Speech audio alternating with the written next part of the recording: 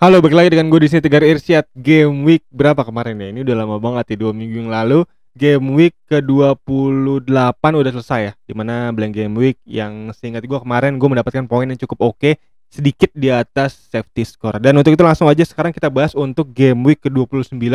Yang dimana game week 29 ini adalah game week yang kita tunggu-tunggu ya, karena ini adalah double game week terbesar di game week di musim ini. Dan untuk itu langsung aja akan kita bahas lengkap untuk di game week 29 besok. Untuk itu langsung aja, let's go.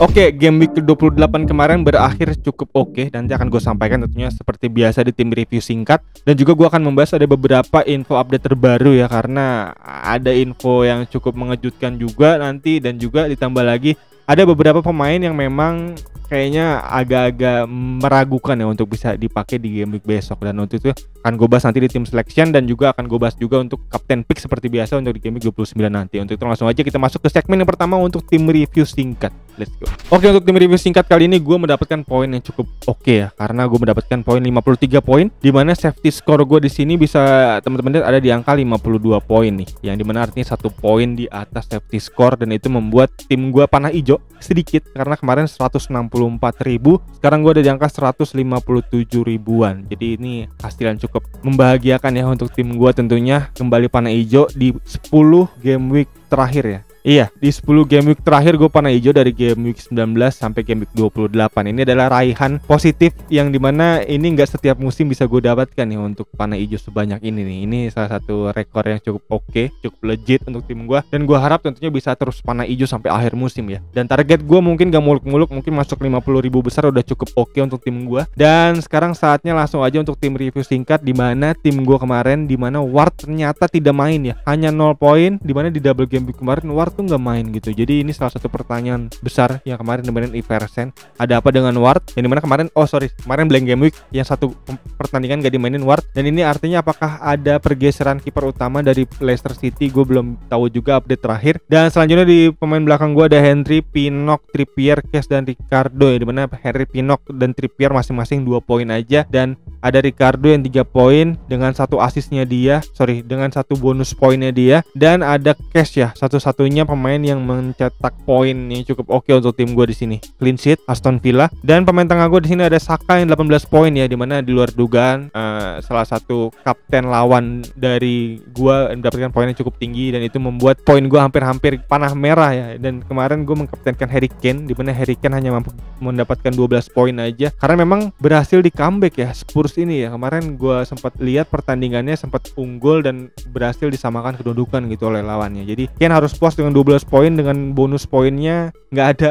Awal sempat 3 bonus poin, dan di akhir pertandingan Kane kehilangan bonus poinnya. Dan ada Bailey, salah satu pemain yang menyelamatkan gue ya dari panah merah saat ini, dimana Bailey pemain diferensial gue berhasil mencetak 6 poin dengan 1 asisnya dia. Dan juga ada Tuni dengan 2 poin aja, dan sisanya 0 poin dari pemain bench gue. Salah satu tim yang bisa gue bilang nih, Almiron, salah satu tim yang sebenarnya cukup agak nyaris panah merah nih untuk bisa gue lihat di sini ya. Dan Almiron 0 poin karena cedera, dan ini salah satu pembelian yang gagal ya di game week kemarin, karena kemarin sempat gua proyeksikan bahwa Almiron ini akan gue pakai di double game week sebagai bench boost, dan ternyata mana merah, dan itu artinya harus gue segera keluarkan lagi nih Almiron. Dan selanjutnya langsung aja untuk tim selection ya, dimana tim selection gua udah melakukan transfer di sini, dimana gua kemarin sesuai dengan rencana gue untuk bisa kembali buyback pemain tengah gua, yaitu Mitoma, pemain Brighton, untuk bisa gue masukin lagi ya, karena dia akan double game week. Dan ini gue lakukan di early transfer kemarin sebelum pertandingan national break ya. Dan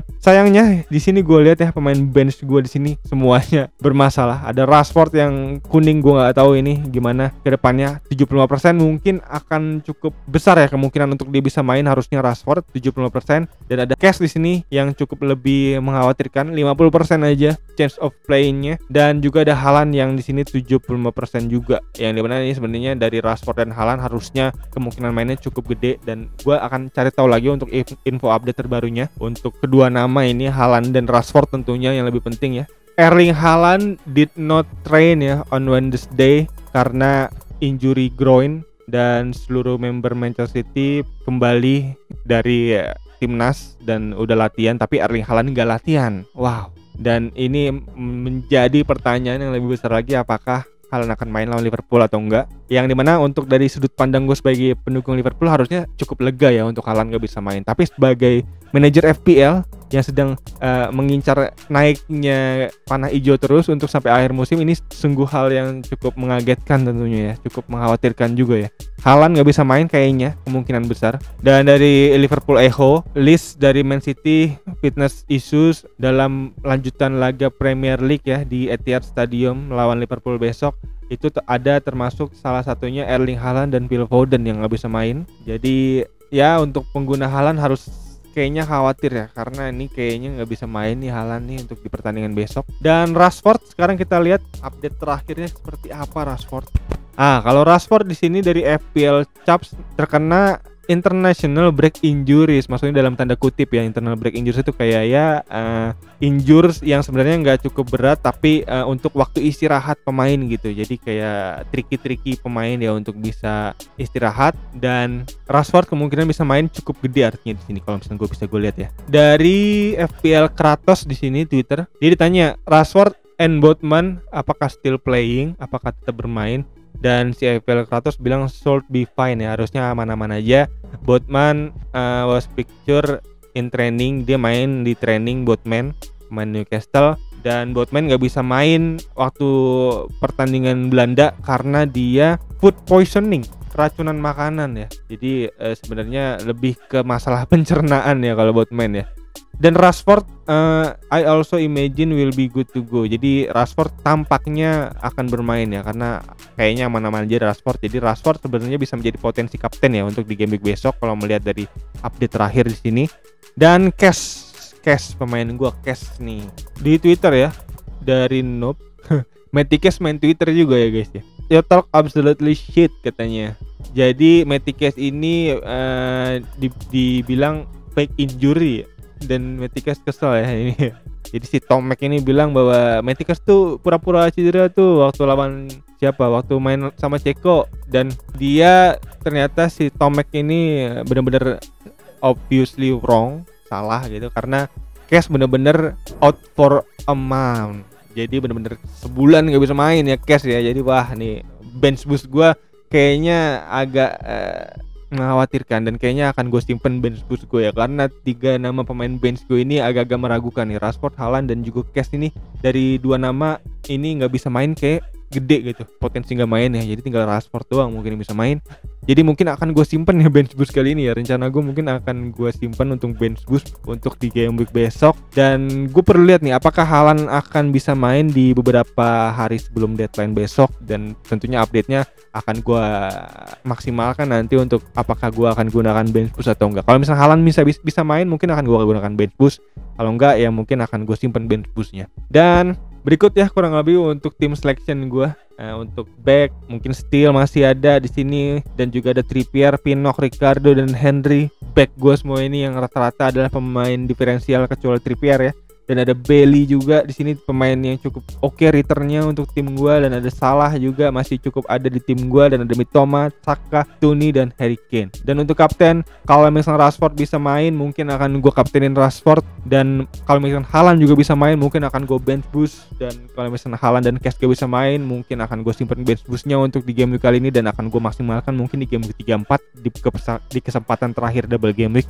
Yang sebenarnya game week 34 juga nggak cukup gede ya untuk tim yang double game week, karena bisa gue lihat di sini untuk tim yang double game week di game week 34 nih dari Instagramnya FPL begini, ada 6 tim yang double game week ya: Manchester City, Brighton, MU, Liverpool, West Ham dan Fulham.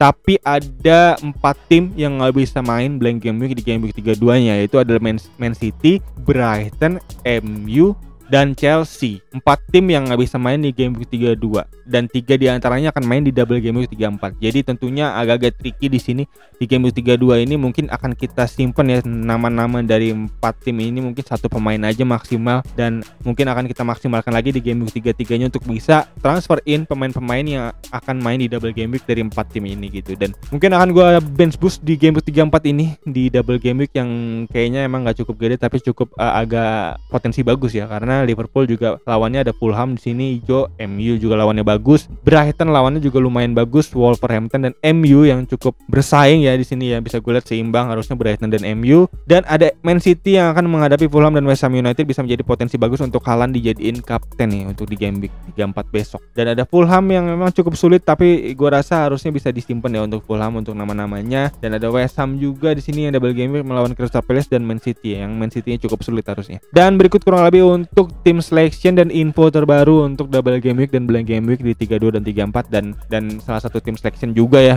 semoga membantu teman-teman semua ya dalam meramus dan meracik tim tentunya, insight-insightnya untuk teman-teman. Dan untuk teman-teman mungkin yang punya pertanyaan, masukan atau nama-nama lain mungkin yang terlewat dari gua, untuk saran-sarannya mungkin bisa feel free aja langsung tulis di kolom komentar di bawah. Gue sangat berterima kasih tentunya untuk teman-teman yang mau ngasih saran nih untuk tim gue di game week 29 ini, apakah gue akan bench boost atau enggak gitu. Dan selanjutnya langsung aja kita kapten pick singkat ya. Di sini langsung aja gue lihat untuk understar.com untuk di sebulan terakhir ya datanya ya dari expected goal. Expected goal tertinggi ada Gabriel Martinelli dari Arsenal ya. Dari 4 pertandingan terakhir dari sebulan terakhir menempati urutan pertama dengan 4 gol dan 0 assist, bahkan cukup mantep banget Gabriel Martinelli, dan dengan 2,81 expected goal. Dan Arsenal lawan Leeds United yang sayangnya hanya single game week, jadi harus dipertimbangkan apakah mau mengkaptenkan pemain dari single game week atau double game week. Kalau emang teman-teman gak masalah dengan mengkaptenkan pemain yang single game week, bisa diambil dari Martinelli.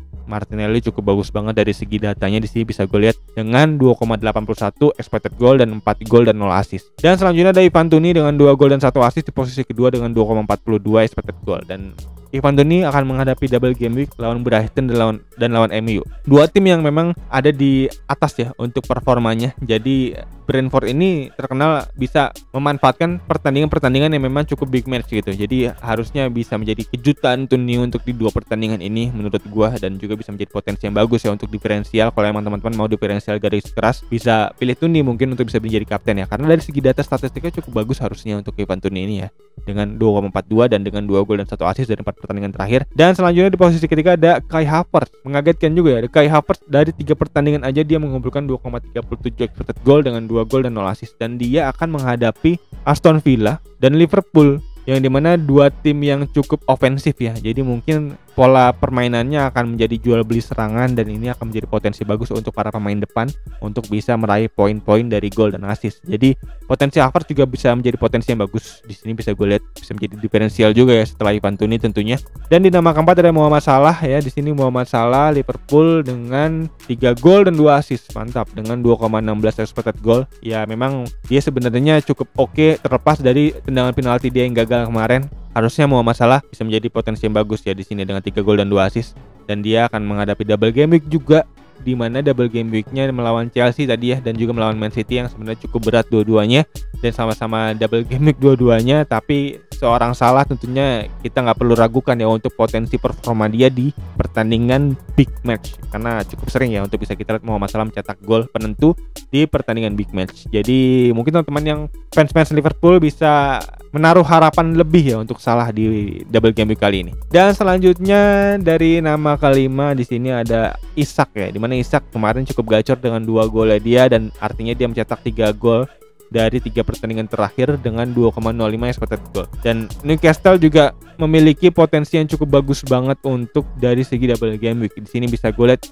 Newcastle akan menghadapi MU dan juga Newcastle akan menghadapi West Ham. Dua tim yang memang cukup bersaing ya di beberapa game week terakhir, dan tentunya Newcastle kita sekarang nggak bisa anggap sebelah mata untuk Newcastle. Jadi potensinya harus kita manfaatkan untuk bisa kita ambil, dan dia berada di posisi kelima. Dan artinya untuk potensi kapten di sini gue nggak ngeliat ada Haaland ya, karena Haaland udah tenggelam ya untuk dari segi expected goal statistiknya. Dan di sini artinya mungkin kalau misalnya gue bisa pilih kapten yang pertama dari segi statistik, gue pilih pemain yang double game week, dan mungkin pemain yang memiliki statistik cukup tinggi gitu, yaitu antara lain Ivan Toney. Ivan Toney bisa menjadi potensi yang bagus banget di posisi pertama di sini dari segi statistiknya. Lalu yang kedua ada Kai Havertz, dan yang ketiga ada Mohamed Salah. Nama-nama yang memang cukup diferensial ya, karena memang kapten sejuta umat kita nggak bisa main kayaknya tampaknya Haaland.